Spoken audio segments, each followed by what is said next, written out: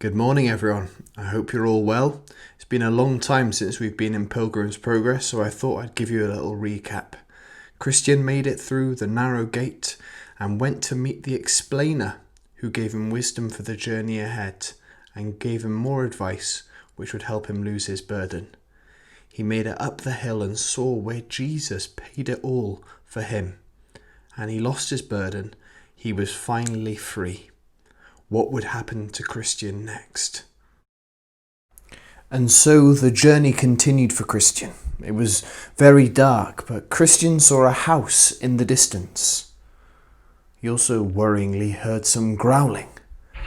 He nearly jumped out of his skin. He was so scared. He saw 2 lions. Come on, Christian, you'll be fine. Can you not see the lions? The whole lion situation? He ran, but soon saw that they were tied up. That's why the man at the door wasn't worried. He ran to the open door where he was welcomed. Don't worry about them. They look fierce, but they're tied up, you see. Stick to the path and you'll be fine. What is this place? This is Palace Beautiful, a place for those heading to the Celestial City. A place for you to rest. It's also a place to get some armour. You'll need that for the journey ahead. Christian learned that the man who had looked out for him was a man called Watchful. Watchful looked out for anyone who was headed to the Celestial City.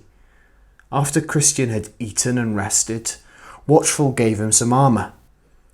The helmet of salvation, the shield of faith, the breastplate of righteousness, the belt of truth, and finally the sword of the Spirit. But just after he had finished putting on the armour, he fell backwards, down a hill, into a dark valley. Hello? It certainly looked very different to Palace Beautiful. He saw 2 piercing eyes which quickly disappeared. So that's what Watchful was doing. He was preparing me for battle. Suddenly a man appeared. Christian! What are you doing here? Who are you? Don't you know who I am? I'm the prince of this place. You used to work for me in the City of Destruction before you ran away. Apollyon! Get away from me! You're full of lies. You bring nothing but disappointment, shame and fear. Well, I wouldn't say that. I've come to ask you if you wanted to come back home. You haven't been having the best of journeys, have you? I've been noticing. You've been letting your so-called king down every 5 minutes.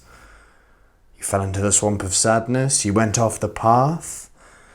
You're not very good at this, are you? Why not go back? I mean, I respect you for getting this far. But think of your poor family.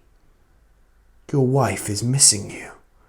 She can't believe you left her alone. And your poor son. He misses you too. Turn around. It'll only get harder. Do it. We can do this the easy way or the hard way. You've lied to me before. Your lies won't work again. I have the armour of King Jesus to protect me. And if I die, I'll go to be with him.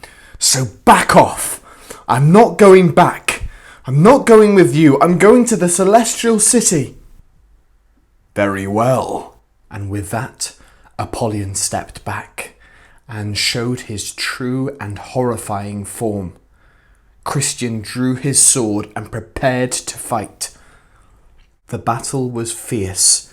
The battle was hard, but Christian was pleased that he had the armour of God to protect him. You're weak. I always knew you were. I won't give in. You're mine. Apollyon flew at great speed. He wanted to finish Christian off, But Christian had the wisdom and the strength to plunge the sword of the Spirit into Apollyon. In the name of King Jesus!